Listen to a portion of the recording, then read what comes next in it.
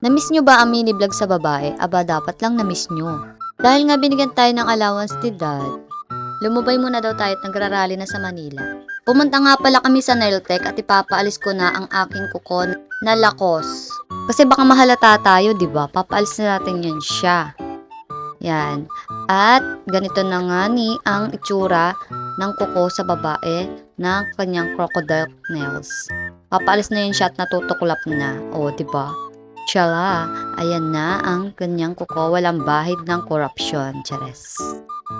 Kasama ko pala today ang babaeng maalamat na sa mansanas kumagat, natanggal ang ipin sa harap. Sorry na B, baka naman i-bash mo ako dito sa aking Facebook. Nag-visit lang pala kami sa site ng aming mom and dad, so i-flex ko rin sa inyo ang payong na binili ni mom. Binili niya to kasama yung kotse, pero hindi bet ni ma'am yung kotse. Itong bet niya, yung payong. Ayan. I-flex natin yan siya. Ganyan siya kaganda. So hanggang dito na nga muna ang ating mini vlog guys. Kasi dahil may flight kami sa Paris, baka maiwang kami dahil nagkakagulo na sa Philippines.